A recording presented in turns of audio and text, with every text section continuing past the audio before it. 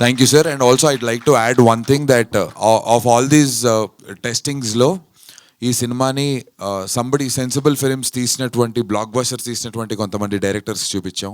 సాయి రాజేష్ గారు, baby director Sai Rajesh గారు cinema చూశారు, ఎడిట్ లెవెల్లో చూశారు, without even dubbing, and then just the YouTube music వేసుకొని రిఫరెన్స్.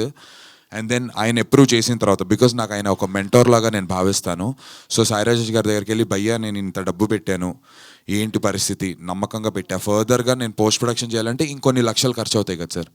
సో ఒక ఇది ఇన్పుట్ తీసుకొని చేద్దామంటే he saw the film, he loved it. In fact Sai Rajesh గారి ఇంట్లోంచి నేను వరుణ్ని ఎత్తుకుని సెలబ్రేట్ చేసుకుంటున్న ఒక ఫోటో కూడా పోస్ట్ చేశాను. సో సాయి రాజేష్ గారిని టెస్ట్ చేసి ఆయన అప్రూవ్ చేశారు. సురేష్ బాబు గారి దగ్గరికి వచ్చిన తర్వాత కె రాఘవేంద్రరావు గారికి సినిమా వేశారు సార్. రాఘవేంద్రరావు గారికి సినిమా వేసి, ఈ సినిమా రాఘవేంద్రరావు గారికి ఏంటి అనే క్వశ్చన్ మాకు కూడా ఉండింది. కాకపోతే రాఘవేంద్రరావు గారు స్ట్రక్చరల్ లెవెల్లో, because is a legendary director, ఒక స్ట్రక్చరల్ లెవెల్లో, ఒక ఎమోషనల్ లెవెల్లో ఎక్కడెక్కడ బీట్ పాయింట్స్ కరెక్ట్గా వస్తున్నాయా, ఆల్ యాక్ట్స్ కరెక్ట్గా ఉన్నాయా, క్లైమాక్స్ కరెక్ట్గా ల్యాండ్ అవుతుందా లేదా అనేటువంటి స్ట్రక్చరల్ లెవెల్లో Suresh sir wanted to test it. ఒకవేళ రాఘవేంద్రరావు గారు ఆ రోజున ఏమైనా కరెక్షన్స్ చేస్తే సురేష్ బాబు గారు మళ్ళీ ఇంకొంత డబ్బు మాకిచ్చి రీషూట్ చేద్దాం, రీరైట్ చేద్దాం అనే లెవెల్కి ఉండింది సార్. బట్ రాఘవేంద్రరావు గారు ఎడిట్ రూమ్లో చూసి రామానాయుడులో he approved it, tick mark పెట్టి సూపర్బ్ అని చెప్పి వెళ్ళారు. కేవి అనుదీప్, జాతిరత్నాలు డైరెక్టర్, అతను ఇంకొక స్పెక్ట్రమ్ ఆఫ్ ఆలోచనతో ఉంటారు. అనుదీప్ వాళ్ళ ఇంట్లో పెట్టుకుని సినిమా చూశాడు. చూసి నిజంగా సార్ ఈ సెకండ్ తను he being director who does a lot of comedy, తన సెకండ్ హాఫ్లో ఉన్న లవ్ స్టోరీ చూసి చాలా మెచ్యూర్డ్గా డీల్ చేశారు ఈ లవ్ స్టోరీని, చాలా బాగుంది అని. ఈవెన్ బిఫోర్ సురేష్ సార్ దగ్గరికి మేము రాకముందు అనుదీప్ సెడ్ నాతో, నందు ఈ సినిమాని నేను తీసుకెళ్తాను వేరే బ్యానర్స్ దగ్గరికి, నీకు రిలీజ్ నేను చేపిస్తాను అని చెప్పి అనుదీప్ అప్రూవ్ చేసి he wanted to take it. నా అదృష్టం ఏంటంటే సురేష్ సార్ ఆ 1-2 డేస్లో నెక్స్ట్ 1-2 డేస్లో రాత్రి సినిమా చూడటం, తీసుకుని నన్ను సైన్ చేయడం జరిగింది.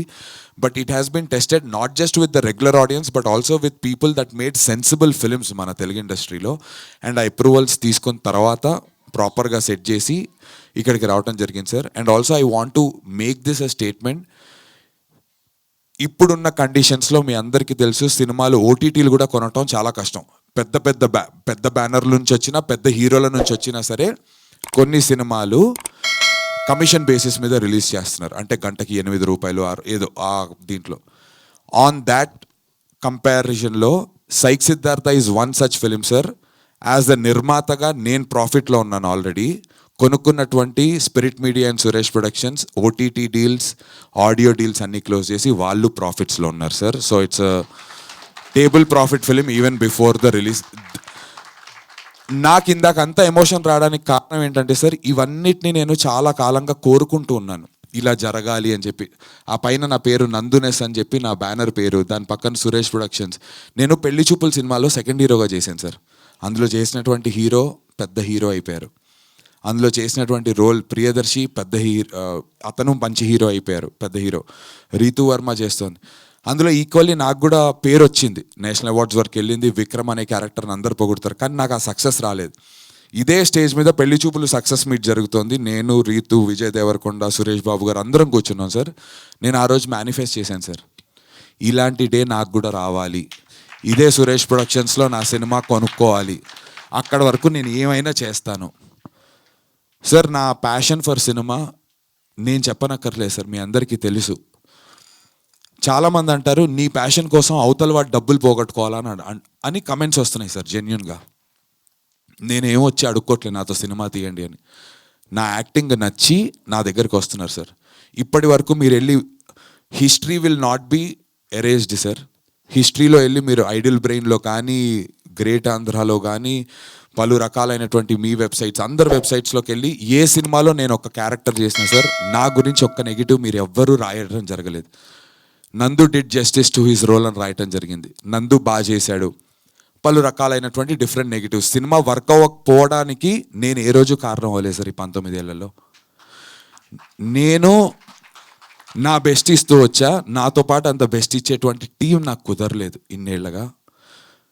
So I decided I will write my fate అనుకున్నాను సార్. ఇంకా దిస్ ఇస్ ఇట్ అనొచ్చు సార్. ఇది చెప్పిన తర్వాత కూడా అంటారు ఏంటి ఇన్నేళ్ళు నీకు బుద్ధి రాలేదా, ఇన్నేళ్ళు వచ్చే నీకన్నా నీ తర్వాత వచ్చిన హీరోలు 100 కోట్లు కొట్టారు అందరు. నిజమే సార్, అందరి అదృష్టం ఒకలా ఉండదు సార్. అందరూ చదువుకుంటారు, అందరూ గోల్డ్ మెడల్స్ తీసుకుంటారు, కానీ అందరికీ ₹1 కోటి ఉద్యోగాలు రావు. నేను అలాంటి ఒక మనిషినే. నేను కష్టపడుతున్నా సార్. ఆర్సీబీలో విరాట్ కోహ్లీ లాంటి ఒక ప్లేయర్ ఉంటే 18 ఏళ్ళు పట్టింది సార్ వాళ్ళకి కప్పు రావడానికి. ఒక టాలెంటెడ్ విరాట్ కోహ్లీ, వాళ్ళు ఈసాల కప్పు నమ్మదే అన్నారు సార్. నాకు 18 ఏళ్ళ జర్నీ అయింది సార్. నిజంగా చెప్తున్నా, ఈసాల హిట్ నమ్మదే సార్. ఈ మాట చెప్తున్నాను సార్ కాన్ఫిడెంట్గా. సినిమా చూడండి, stick through it sir. First half కొంతమందికి నచ్చుతుంది వరుణ్ చెప్పినట్టు, సెకండ్ హాఫ్ అందరికీ నచ్చుతుంది, ఐఎమ్ వెరీ కాన్ఫిడెంట్. కానీ stick through the film till the second half sir. బయటకు వచ్చి నందు నువ్వు ఆ రోజు ఓవర్గా మాట్లాడే ప్రెస్ ముందంటే ఇదే రామానాయుడు స్టూడియోస్లో ఇదే స్టేజ్ మీద ప్రెస్ మీట్ పెట్టి మీ అందరి దగ్గర క్షమాపణ కోరుకుంటాను సార్. పొగరుగా చెప్పట్లేదు, చాలా హంబుల్గా, చాలా వినయంతో, మర్యాదగా, పూర్తి అవగాహనతో చెప్తున్నాను సార్. పొగరుగా చెప్పట్లేదు, మళ్ళీ చెప్తున్నా. సినిమా మీకు నచ్చకపోతే ప్రెస్ అండ్ మీడియా ఆడియన్స్ కూడా రావచ్చు. నేను ఇక్కడే ప్రెస్ మీట్ పెట్టి క్షమించండి మళ్ళీ ఫెయిల్ అయ్యాను అంటాను సార్. కానీ ఫెయిల్ అయినా మళ్ళీ ప్రయత్నిస్తా, ఇక్కడే ఉంటా, చచ్చే వరకు సినిమాలే చేస్తాను సార్ నేను. అది యాక్టర్గా అయినా, డైరెక్టర్గా అయినా, అసిస్టెంట్ డైరెక్టర్గా అయినా.